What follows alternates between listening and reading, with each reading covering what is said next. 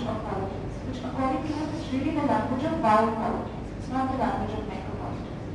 And it constructs what he calls the romance of sovereignty, emphasizing reason and representation, communication and consensus, freedom and limits, individuals and institutions, rights and norms, subjectivity and participation, autonomy and the pursuit of happiness. This language, perhaps we should call it a liberal language, is not apt, in Mbembe's estimation, for describing the politics of post-colonial Africa and other emergent political forms in the contemporary world, where we get phenomena like suicide bombing, genocide, rape camps, infrastructural violence, segmentary and deterritorialized warfare, as you're seeing right now in Syria and Iraq, apartheid and its recent variants, as we're seeing in Israel-Palestine, militia economies, and vertical colonization. All these phenomena are proliferating, and we need a vocabulary, which is not the vocabulary of liberal politics, according to Mbembe, to address them. Mbembe's tracing of the genealogy of the camp to colonialism strikes us as accurate, because, as he writes, the colony represents the site where sovereignty consists fundamentally in the exercise of power outside the law. However, it would also be somewhat difficult, probably, to bring across unqualified to South Asia, and certainly to present-day India, this powerful category of necropolitics. The Indian state indulges in a great deal of violence from time to time, and in certain enclaves and adjacent to its territories, it's really a very violent state. But should we characterize it as primarily and systematically murderous, or as concerning itself with the manipulation and management of life and death of the bodies and populations, to the exclusion of all these other values that Mbembe argues have been consigned to the dustbin of liberal politics. So is the Indian state primarily a biopolitical state, primarily a necropolitical state, or is it about these other things such as rights and norms and institutions and entitlements and so on? Certainly the unremitting pessimism of Mbembe's political vision would be significantly at odds with the democratic project of the Indian nation, which continues nearly 7 decades after independence to ostensibly at least be about growth, welfare, development and emancipation, regardless of serious setbacks, errors, compromises and failures. Indian citizens are not, for the most part, in the grip of war machines. These are Mbembe's words. Nor are they overwhelmed by politics of cruelty. Undocumented aliens entering into India from neighboring countries numbered in the millions. For our purposes, once again, it is necessary to keep in mind that the salient form of the camp in this part of the world is the relief camp and not the death camp. That we are interested in life, including the political life which is lived inside the camp, and not in these macabre themes of death and life or death worlds. Although, these strands can be seen from time to time. Mbembe points out, and Agamben also acknowledges, that in a sense, Agamben begins where Foucault ends. That is to say, at the threshold of the death camp. So Foucault looks at the prison and the hospital and so on, but he doesn't enter into the totalitarian camp. Agamben does that.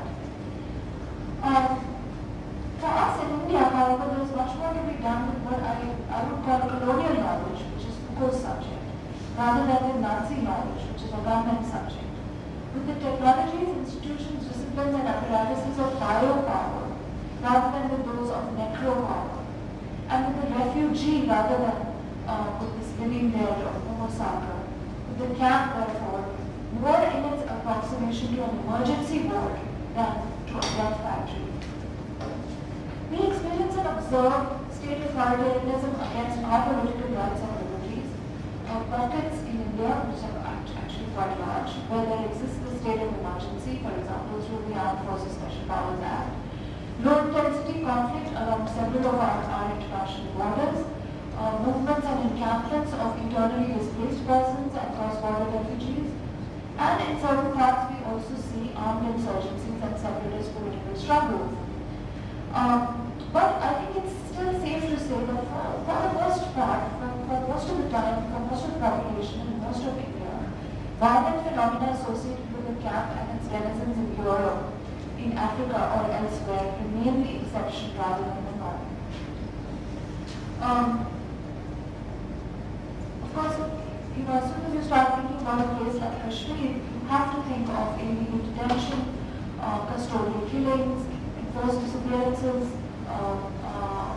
the suspension of the law, paramilitary and police running the place rather than democratically elected governments, the prevention of free movement of Indian and foreign migrants, routinized violations of human rights, and extreme forms of communal polarization, which can also be seen in a place like Gujarat, which is otherwise prosperous.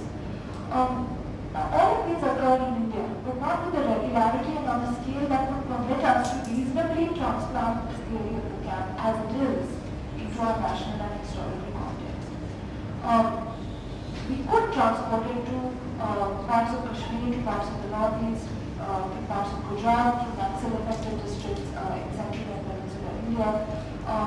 But I think that a great deal of caveats and qualifications will become necessary. So Agamba writes about the Homo saga. I'm just going to wind up in a minute. He proceeds through a particular genealogy of ideas, which I don't have the time to discuss in detail. But he starts in Greco-Roman antiquity. He discusses a whole lot of political thinkers in Europe, and he ends up ultimately in the concentration camp. Right? He looks at the Third Reich in great detail. He looks at the Nazi extermination of European Jews, and he draws on the work of Arendt and of other camp survivors who gave their testimony, like Sean Connery and Bruno Bellina and Primo Levi and Elie Wiesel.